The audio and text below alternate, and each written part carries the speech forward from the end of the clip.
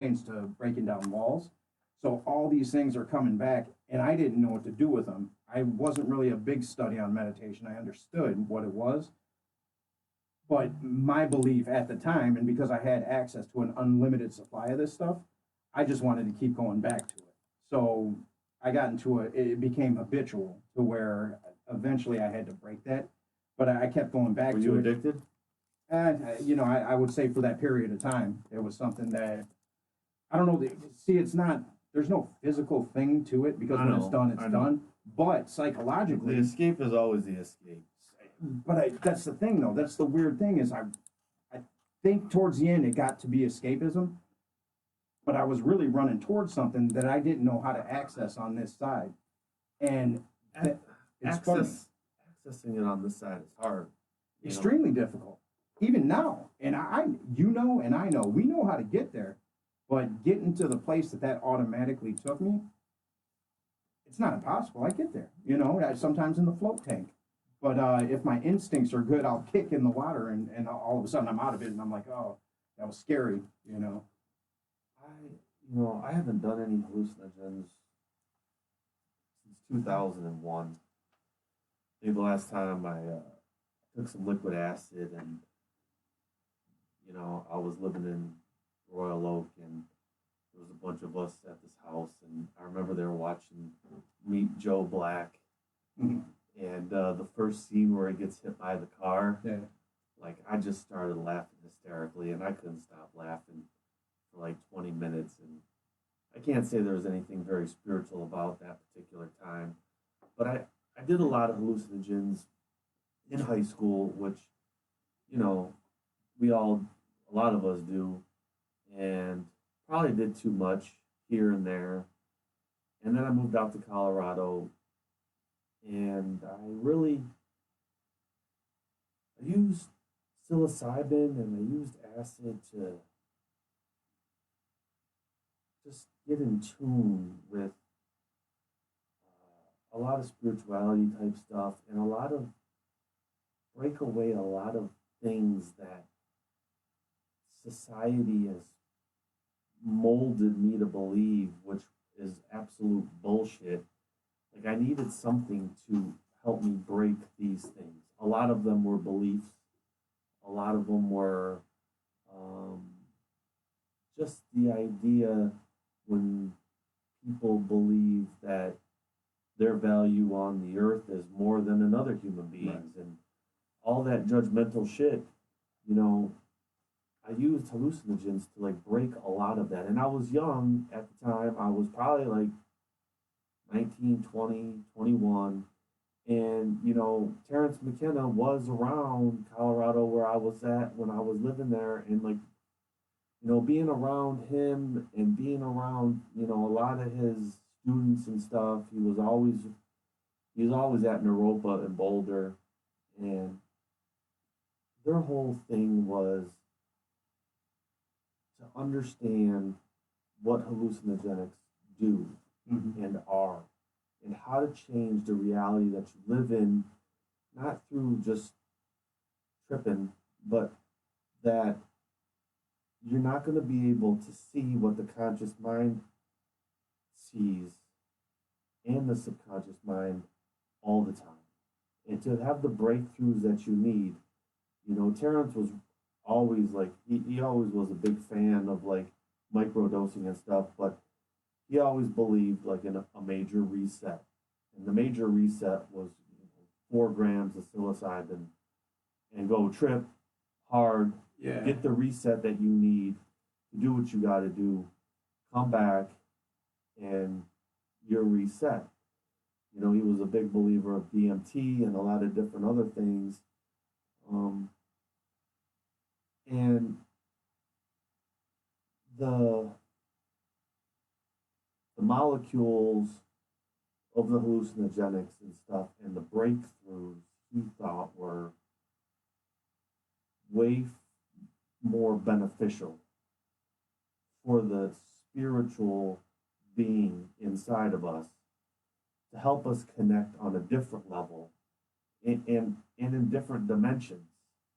I agree. Like I can see other dimensions of myself and what I'm connecting with on different levels through the use of hallucinogenics.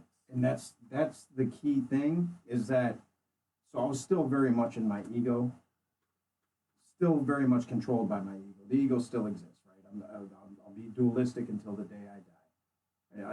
And I'll hit these peak experiences to where I get to sit in the space of nirvana, of oneness, and actually feel it and inhabit it. But then I'm going to come back to my physical self. When I had the ketamine experience, I was still very much controlled by the ego. So the ego has this belief in science, and I still believe it. I'm not saying I don't believe in science, but medical science. And I was convinced that I couldn't slow my thoughts down. I didn't believe that meditation could actually get me there. So I would continue to go back to the ketamine. And I just didn't want to deal with the information that I had been given. When the breakthroughs happened, I really didn't know how to cope with what I had been shown. You didn't journal or nothing? Oh, I journaled, yeah. But I was confused. Like it was so much at once Yeah. that I just really, like quantum physics was almost addictive to me too. So I just kept reading and reading. I remember one night I read a Michio Kaku book 3 times over, and then I would sleep with The Secret on loop or What to Bleep. That's what I was exposed to back at the time. But You smoking weed too when you were doing this? no, it was just that. It was Just ketamine? just me and ketamine, quantum physics, and my son. And so the difference, you have to be real intentional about what you would Yeah. like to derive Setting an intention before you do this is a spiritual part of what you're doing. or else you get confused after Yeah. the fact, because it's not so much the substance, right? It's what it provides for you. So years later, when I did it's called Changa. It's herb infused ayahuasca, and it lasts a little bit longer than just the DMT crystals when you smoke it. Intense, man, intense. And when I did it, extremely spiritual, right? And I was looking to gain something from the experience. And what I realized in the DMT experience, that because of where I had grown spiritually in my physical self, that I didn't realize back then, is that really the only thing it did is that it exposed the other side. So the DMT experience was probably more real than anything I've ever experienced here on the physical plane, except for the unconditional love that I feel for my children. That's the only thing I can compare it to. And once you have that knowledge, you can't go back. So with DMT, after I experienced it, there's really no reason to do it again. You know what I mean? Yeah. Like, I sat in the space, and I remember seeing the tree of life that we see all the time, those geometric patterns. I was pulsating. I was one with that tree of life, and I remember going in and out, in and out, in and out, and scared the shit out of me when I started to come back into my body. So I remember I was with my cousin, and I started talking to my cousin, and it was me talking, but I wasn't in my body yet. So I'm just mimicking what it felt like to be just this consciousness, kind of looking around to see where the voice is coming from. And then it was weird, not scary. It was so peaceful and beautiful. My cousin, he's an ex-gangbanger, tattoos on his neck. He's laughing like a child right next to me because he had just went to this space too. But he's also on a spiritual path. And then I remember reaching, going like this, and it's like somebody's arms were reaching around me. I wasn't. And then atom by atom, I started feeling myself coming back into the body. And me and him looked at each other. I'm like, let's go watch some Joe Rogan, talk about some. And so we went and watched this one episode where he's talking to him. I can't remember the bodybuilder's name, but how he went spiritual and how he learned to, when he would start coming out of the deep part of the DMT trip, he would start doing meditative breathing. So I was like, let's go try that. So went back in, and then sure enough, as you start feeling yourself inhabit your body again, I would do the meditative breathing, then I could teleport into what felt like a cliff that I was sitting on, but I wasn't really sitting because there was no body. I was just engulfed in this light. And it was such a real thing, more real than this. Like I had pierced through the lie, and I think that's what psychedelics do. And if therapists are allowed to use it in a helpful way, if you can get somebody to that breakthrough to where I can't deny that. How much DMT did you smoke? Wasn't much, man. It was Like one hit, two hit, or like two hits, and then went back in, two more. It took two hits, went to that space, and it was immediate. There's no stopping it either. So once you do it, there's no stopping it. You're in it, and then you're along. You got to go for the ride. I talked to a couple people. They're like, it's like a 10-minute trip, but it's like it feels like hours. It's timeless. You know, it's timeless. Time dissipates. The physical reality dissipates, and if somebody's seeking help can feel that, Yeah, you come out of it and you just know that what the fuck am I so afraid of? You know, you feel this thing we say is God. Me, and again, I'm on that path, right? So I may be biased in my experience, but it connects to so many other people's experience that talk about it in a deep way. Now, I do think that had I done it 10 years prior, it might have just been fun. Like, oh man, that was trippy. You know what I mean? And oh man, I was going back into my body. I don't think I would have thought about it the same way when I came back into the physical realm, right? I've talked to a lot of people that have done DMT, and a lot of the experiences vary. You know, some talk about the breakthrough and breaking through and talking to different entities and stuff, and all sorts of different kinds of experiences while doing it. But they all say it's pretty wild, you know. I think I've been broke through for a long time. I think what this allowed for me, so we read about it, right? I write about it all the time. I've experienced it lightly with ketamine, but the DMT thing, in the space that I inhabit now, the DMT thing, it allowed me, I can't deny it. I think there's the subconscious doubt in us that you know, because we're taught that the physical realm is it, and you live, you die, and so that's still very much buried in the amygdala, along with all the other garbage. So I think subconsciously, there's parts of me that want to deny that, not consciously. Consciously, I believe it. What this allowed for was for me to sit in that space and to come back to this space and know that it's the truth. And I think that's what the Buddhist monks have on lock when they sit up in the mountains of Tibet and they meditate for 10 hours a day and they talk about this space of nirvana. I think that's what they have on lock. And then when you come back from that to this space, all you want to do is bring it back with you. How can I implement this It into doesn't my work daily that way life? though. No, it doesn't. Not supposed to. Well, I think you can. Not in America. Well, I'm not even. I'm just talking about what it gave me is an individual sense of responsibility. In that, not that I could change or affect anybody else, but that I could definitely change this and the way that I respond to things that happen outside of me. That has to change. Like that's kind of what I came back with is I just went to Auschwitz, right? Right. And so that was heavy.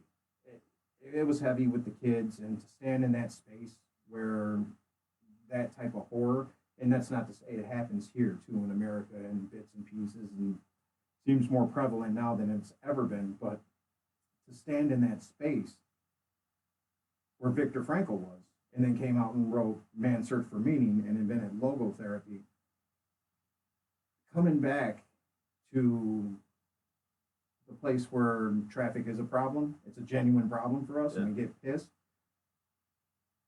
And I go back to all and it's not only psychedelic. I've been in therapy for years and years and years and years and years, and I've been working hard trying to get it right in whatever way that is. But it really brought me back to those psychedelic experiences to where it's like, why, if I know that this is the truth, why am I not acting like it? Why does traffic still get to me? Why do I catch myself motherfucking? It's the day-to-day grind. And I get it. I know. I can't be just tripping all the time.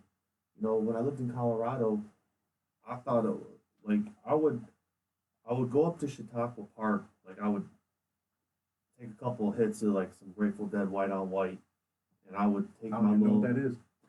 acid, Is that you know, what it is? and then I would go walk up to Chautauqua Park, go like for a little hike around the mountains, and then I would just look at the stars. and I would look at the stars for hours, and I would just let my mind do what my mind does. Just go as far out as you want to. And it was incredibly peaceful, you know, just a real chill time. And I would do this a lot. Like, these ski bums sold me a couple books of this shit right when I got to Colorado. And they were letting it go for like a super great deal because, you know, they work at Breckenridge and they need money. And, you know, so the, you know, typical hippie dudes. And I was like, shit, fuck, why not, you know? And a lot of it was interesting because when I was using psychedelics more often, alcoholism wasn't as bad, you know, and like a lot of my behavior, a lot of my criminal behavior was modified. It was a lot lower. I started to like the one love, Yeah, you started to give it. yeah, ideology, you know, came into play, and that we're all connected, and that everyone on the You planet feel it, don't has you? a purpose. Yeah, but the thing is, when I'm constantly around people who are grinding in their day to day life, And that's what it is. That's life. That's what it's right. supposed to be. that don't give a shit, that are only concerned about themselves and where I got to be in 5 or 10 or 15 minutes. Get the fuck out of my way. You're in my way. You know, cut lines and at the grocery store and do the rest of the shit and bitch about everything. When I see that, like, I have more empathy for them Yeah. because they're in the grind, but there's still a piece of me that is like, yeah, or like someone needs to put some fucking LSD in their drink, you know, like, You know what? you Yeah. never know, you know. I'm not saying anything, but it just it it's a struggle to watch people struggle, It is. you know.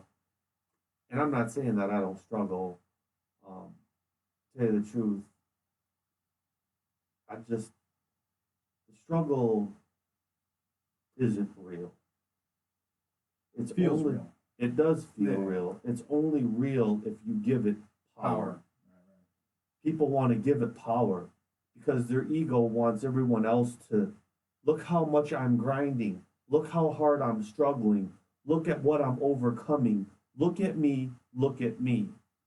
When in reality, if you don't give any of that power, if you don't give the struggle power, if you're not seeking attention for your overcoming circumstances and you are just doing it, Or being a victim. right, you are just doing it. You don't have to let everyone know what you're doing, but your success will come quicker. Your momentum will be faster. Your God flow will work more with you when you stop letting everyone else know what your struggle is, what you're grinding, how many jobs you got, all that, all the things that define you, all the culture that you allow yourself to define you, all those things hold you back. They are spiritual blocks. I can say with the psychedelic experience at psychedelic doses and ketamine, that's the first time I remember it, and it does induce an out of body experience. Absolutely induces out of body experiences on multiple occasions. I've had them also almost dying, but still nothing as beautiful as when I intentionally went there, you know. But the one thing that you can't deny is that feeling of oneness that you were talking about. That all the labels dissipate immediately, and I remember stepping. I was looking at myself. I was looking at myself standing at the kitchen table next to my son's high chair. I believe he was taking a nap at the time, and I remember stepping outside of my body, and I just saying, "You're an asshole," and it wasn't in a mean way either. But after that, I really, and it's not so much the experience itself, it's what you take out into the world from it. So what I took out into the world from that was I need to evaluate myself. Now, in retrospect, had therapists from the time I was in group camps from 15 years old been trying to teach me that that's what I needed to do? Absolutely. And now the things that they were saying in terms of therapy, they started to make sense. Oh, I am controlling. Oh, I am codependent. And that didn't all flood in immediately. I was still very resistant to the fact that I was that flawed. But it started it. It started the chain reaction. And yeah, I could have and I often did run back to the ketamine experience because it was beautiful there. And out here it was all work, right? Well, you know what I mean? You ever notice, like, when you are in the world, you can just tell people, you can tell who people that work on themselves are. You can't, You now know, especially. You're Yeah, in the like, I magnet mean, for it. yeah, exactly. Like, you can tell who works on themselves Mhm. and tries to better themselves than other people who just don't give a shit and is gonna roll with it and like Takes a Co- 5 minute yeah, conversation. yeah, Usually. just you know. You You know- know that they don't give a shit about anything, codependency, whatever whatever the problem is, they just don't it one track mind Yeah, and it's all about me yeah. and my control. And what can I get? Because my selfishness and self seeking is the root of who I am. You know what's funny is I would catch myself because you can tell, and my radar is good now for that, and it's not That's even like a intentional. fucking But I know, but I got tricked a couple times. Oh, you always get tricked. And ex-girlfriends, there were great salespeople. They would see the things I posted, see what I was striving for to be better, and they would speak that language. And and then the ego would kick in and be like, "Well, she's pretty. Go ahead and believe that." There's a couple times I got tricked, and those were necessary steps for me also to see that there's still very much of that ego in there that's going to make those bad decisions. But now it's almost immediate. You just know. You just know if Yeah. somebody's selling you a line of bullshit. And then there's some people, like you said, that just don't care. They're just in their own head, and that's how they're going to be. All for one, one for all. I'll fuck you over to get what I need and to get what I want, and I really don't care if you get hurt or whatnot. Well, they don't say that, No, they won't say that, but that's the consciousness that they're operating from. and it's predominant in American It society. is very predominant. That's why I believe that they have, with what ketamine did for me, even without a physician present. I read a book. And I took it like it said to take it. Lo and behold, the experience was had. If that could be in controlled environments, it would solve so many of the problems, because you were right in saying that, well, there's no, I remember, because I was still heavy on the party scene. So maybe we should go drop it in the Nestle aquifer that's bottling all That the wa- water and just dump Something. like But I think you have to a couple know. 100-gallon, like 200 million gallons of fucking ketamine in that shit. I think the emergency rooms would fill up because people would think they were dying because you have that out of. But Ice Mountain fucked me up. it's true. I mean, now Ice Mountain's getting sued, or it becomes a church. Yeah, Yeah, one of the. It's I'm going nonprofit. I think it should be legal. I think it should be controlled. I find it real hard to believe, with all the studies that have been done, that the government isn't privy to this information. I do believe that Big Pharma is behind, because what you said was right. There's no desire. What I was saying was I was still very much a part of the party scene, to where it was probably back then an every weekend thing. We were going to the club, we were having a party, we were doing something, and that was gone. I didn't want to drink, and I didn't drink anything. Didn't have any desire to go mingle in any superficial relationships. I wanted quantum physics. I wanted to be connected with my son, and I just wanted to contemplate. Have you ever had a party night where you're just smashed off alcohol and all you want to do is contemplate the existence of the universe and what your meaning is in it? That's never happened to me, not on alcohol.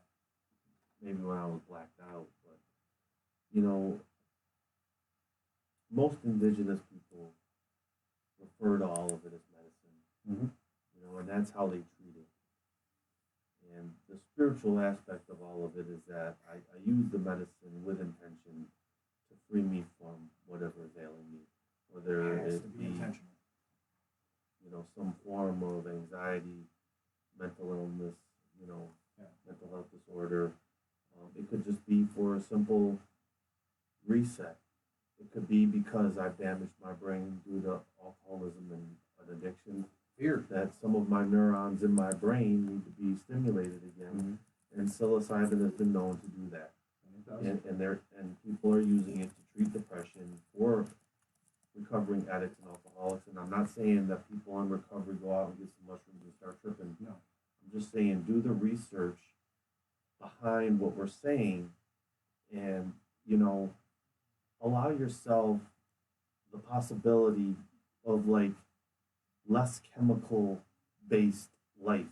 You know, I mean, I think that's the fear of big pharma and the government is if the population starts to learn on how they can heal themselves without doctors, Powerful on their own. how much power that they really have and how much power is in the earth, that they don't really need us.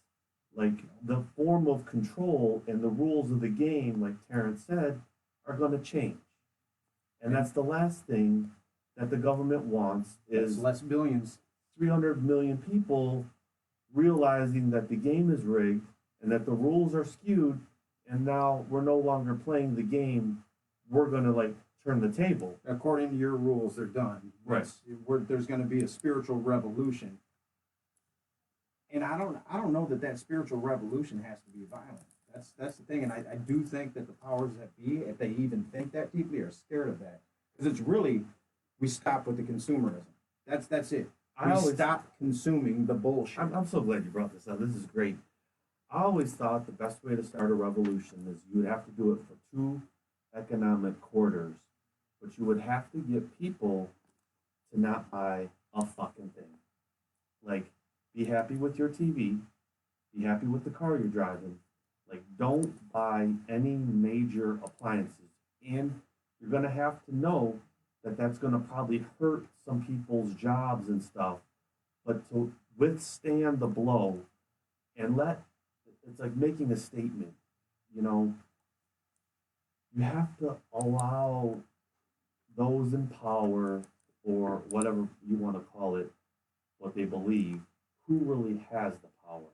The people have always had the power, but we're caught in such a systematic 9 to 5 in-debt society where it's like all I care about is if I got enough left over to go out this weekend. That's not living. That's not living. That's indentured servitude.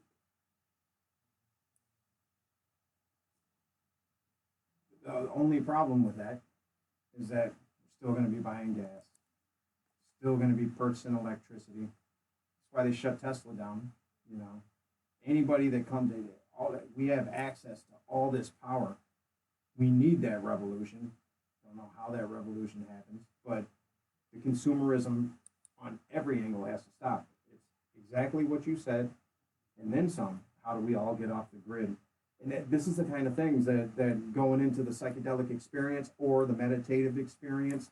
I think recovery is I think it's a psychedelic experience. You know, it's to a lighter degree. Spiritual awakening. It's definitely a spiritual awakening, but you have to inhabit that space in order to stay recovering. You have to stay in that space. Right, and a lot of us get complacent after a while. You know, I mean, Bill W. was using LSD for a long part of his recovery to treat his depression, and they were using it with sponsees and stuff to help them with their depression and to kind of have a catalyst for a spiritual experience or a spiritual awakening. You know, And for those who don't know, Bill W. yeah, the founder of Alcoholics Anonymous, co-founder. So, you know, these things have gone back a long time. And it's interesting because I've known people in recovery who have used psilocybin to break through depression and different forms of isolation, things that they needed. They treated it as medicine. They used it as medicine. But I'll tell you one thing: they'll never say that they fucking did it in the rooms of AA because you'll be outcasted in a minute.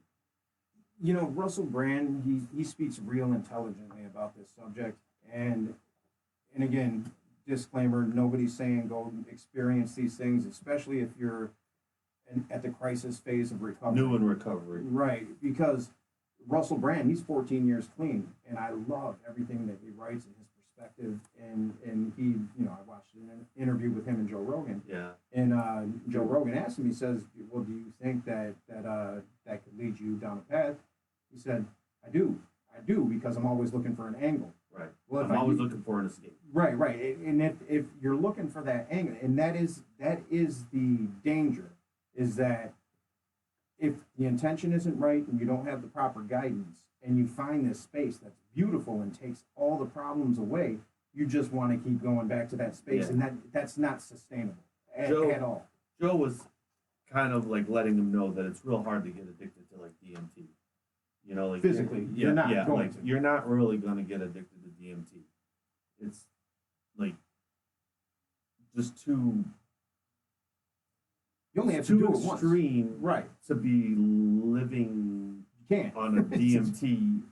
And your brain Right. can only release so much. So Right. at a certain point, it's just I'm just whatever I'm doing is not doing anything. But on the flip side, I understand Russell Brand's fear, and at least he Yeah. was honest with himself, because some people won't be, especially in early recovery. Well, we talked about it today in the group. You know, the clinician was like, what my fear about psilocybin is that I'll pick up weed. You know? Gateway kind of thing. Yeah, kind like, of thing. Yeah. So for most of us who are in recovery, like that have relapsed, weed was always one of the triggers. You know, I relapsed back in 2011. I almost had 6 years of continuous sobriety. There was a lot of stuff that went on for me to go back out. But my first thing was, and I was growing weed at the time, was I'm gonna kick back and I need some relief. Yeah, That yeah. was a big thing. So I started smoking weed, and for a few days it was cool, and I really wasn't like puffing a lot of weed. It was like half a joint when I got home at night and watched South Park, and I would giggle a little bit and think it was cool and this is funny. Within 2 weeks, I was back buying like a fifth of vodka or a fifth of whiskey a day, Just like that. just like that, like Yeah. boom, because the weed hits the same part of the brain that the alcohol does, and I'm always going to go back. Excuse me. I'm always going to go back to what I want when those types of substances are put into my system. If I smoke weed, like, just you might as well just give me the whiskey, and if you're gonna give me the whiskey, you might as well just like hand me a loaded gun, because I'll be dead probably relatively soon. You know, it's really only by the grace of God that I'm sitting in the chair today.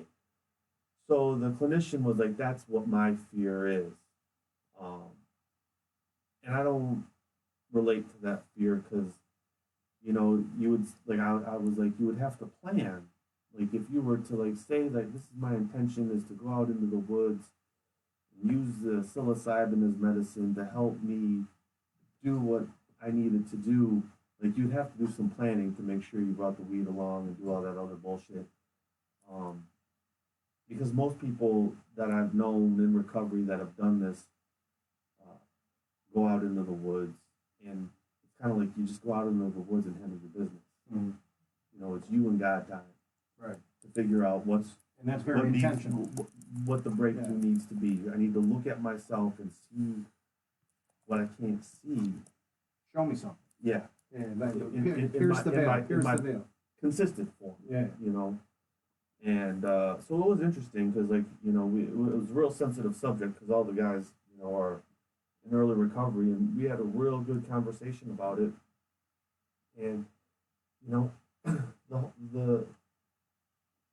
the new wave is, you know, all the guys nowadays. You know, I can't speak for women because I don't really work with any women in early recovery, but like dudes do not want to be put on anything. Like, do not put me on It's a true. mood stabilizer. I don't need Seroquel. I don't need Depakote. I don't need lithium. I don't need Librium. I don't need any of that shit. I don't need, you know, Stay away, miss you me know, with that shit. you I'm know, done. because it's so the overprescribing of, like some dudes simply have, an anxiety disorder, and then they end up with like 10 milligrams of Zyprexa, and they can't wake up before noon because they're taking medicine that's really used to treat schizophrenia, and you know, the there's no there's no balance. When I checked myself into a psych ward, so I hadn't even been diagnosed with PTSD yet. I'm searching. I keep having these breakdowns, and they were sporadically. I didn't drink consistently. I didn't abuse myself consistently, but I kept having these breakdowns.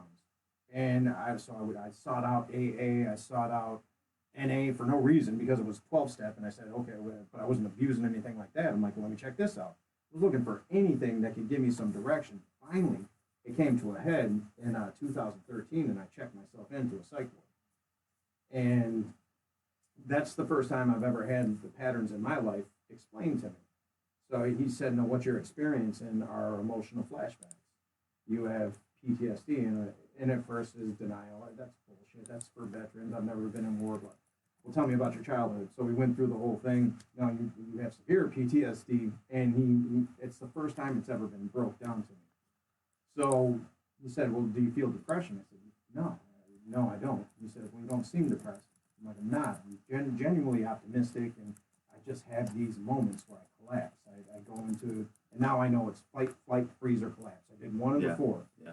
Brain Now I state. know. Brain Yeah, state. now I know. But he said, okay, well, you don't seem depressed. I'm not.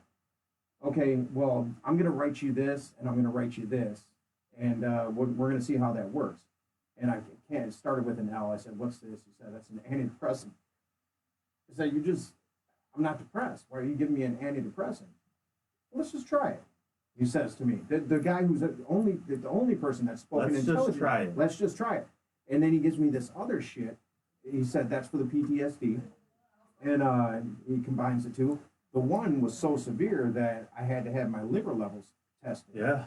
And I'm like, Depakote. Was Depakote. it might have Yeah, been a Depakote. yeah. I was like, what the fuck? And I said, I don't want to take this stuff.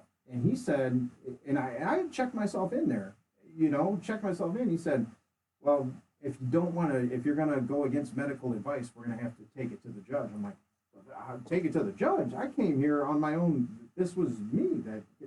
He said, well, it's just how it works. And then we had a genuine conversation, kind of a wink, wink. Look, if you go out there, and you kill yourself or you kill somebody else, and I wasn't a threat of either, but if you do that, we're liable. I have to give you something. I took it, and the next day, the life was sucked out of me immediately. Like prior to that, I was writing poetry, and I was feeling good that I was on I felt like I was on a path of discovery and whatever. And then I learned that little bit about myself, and when the drugs kicked in, everything that was me was gone. So I went in, and it was the next day or the day after, and I was taking my doses as they prescribed, and I went in. I said, I don't like who I am on this. I don't feel anything. Like I don't want this. I'm sitting on my bed, and it made me more depressed. He said, we have to take it, or else we're going to go in front of this. So I wrote out 7 days of it, and I got out, and I remember I left with my prescription. Those things went straight into the garbage. But that's what the bullshit is. I remember saying how bad I felt. He said, give it 30 days. Give it 30 days, your body will adjust. So what the fuck? You want me to addict myself to this stuff? So what's even interesting now is that they're prescribing that shit to people younger and younger and younger now. So like most your high schoolers, if they have any form of not listening or you move too much and you're having too many emotions, stop with that.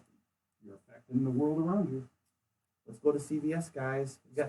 Mommy's got to get your scripts, and then you're already starting the cycle of changing the brain chemistry and setting them on a path of addiction from indentured servitude. I wrote a poem when I was in there called "Land of the Zombies." One time, It's actually pretty good. It's one of my more clever and you got really kind of fuck you poems. Like usually there's at the end of most of my stuff, my later stuff, there's a silver lining. I'll talk about the darkness and whatever, and then it'll get to but there's hope kind of thing. That's like this one is just like fuck you, fuck you, land of the zombies. Hey, here's a prescription for all you daddies and mommies. I can't remember. You know, it was interesting. We did this thing maybe about a month ago in group where it was like play one of the songs that means the most to you, whether it was during your addiction, alcoholism, or before, but something that resonates with you.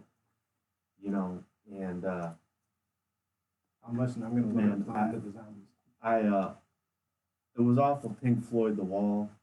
It was the Verdict, and the entire room was just like, because it's all about like these judges and parliament and banging gaffles because the guy's having feelings. What, You know, they're judging him. They're passing this judgment on Pink, you know, for having feelings. I don't remember that. It was one of my. The Wall was probably one of my You see what greatest. psychedelics can do? Yeah, that was probably like one of my greatest tripping albums when I was in high school. Like I would just put that on. I would watch the movie. I could relate, you know. I could always relate to Pink Floyd, that particular whole thing. Because like when you're going through high school and like, you know, even as you get older, like there was that was one song Run. He's like I want to go home, take off this uniform and leave the show. And it's all about like just Getting out of the matrix, yeah, man. getting out of the matrix. Like I just want to like tear this fucking mask off because I hate you fucks and like I just need to be around my own people. Yeah. You know, like he's been putting on this facade and like he can no longer live this life of like artificial bullshit. Mm. And he just wants to just be free and let his emotions be raw and have feelings and get out of my mind, you Yeah. know. And that's what it does. It takes you straight out of your mind into this place that and I'm speaking from my experience. And I did enough to go there, right? Because the first time I tried the DMT, I did enough to feel funny, you know, because I was scared. I didn't really know what it was going to do. So I was scared of this thing that I heard can just take me somewhere and maybe I don't want to go. So there's all these things. So I did enough. I'm like, oh, I'm going somewhere, but I'm still conscious. And then when I took it in, gone.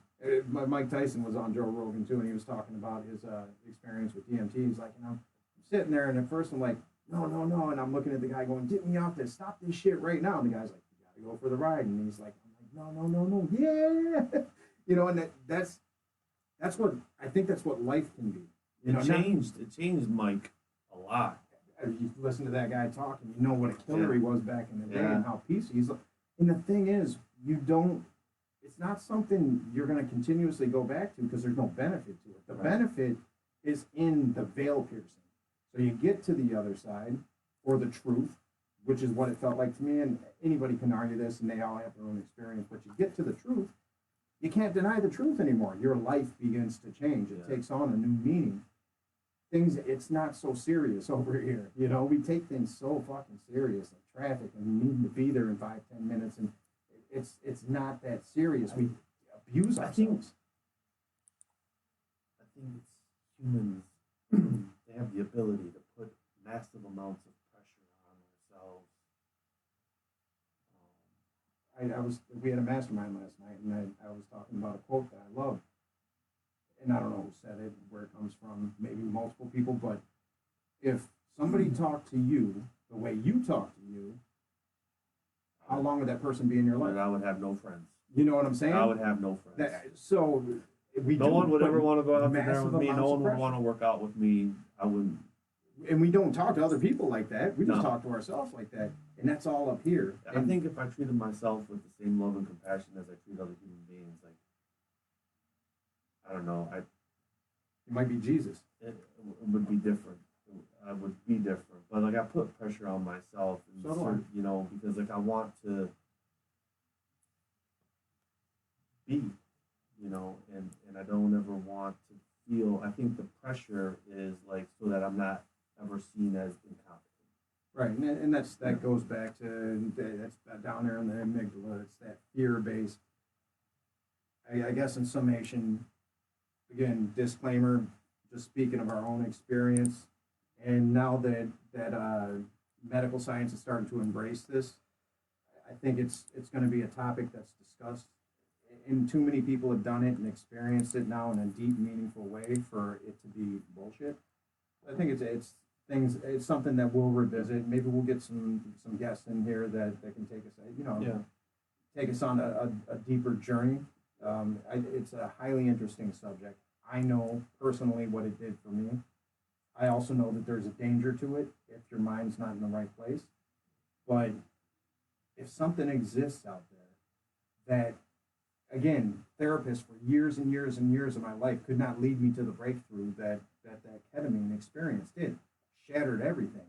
All that I thought I was shattered in an instant. And that's not to say I changed immediately because I'm still on the path of discovery, but at least it pushed me there.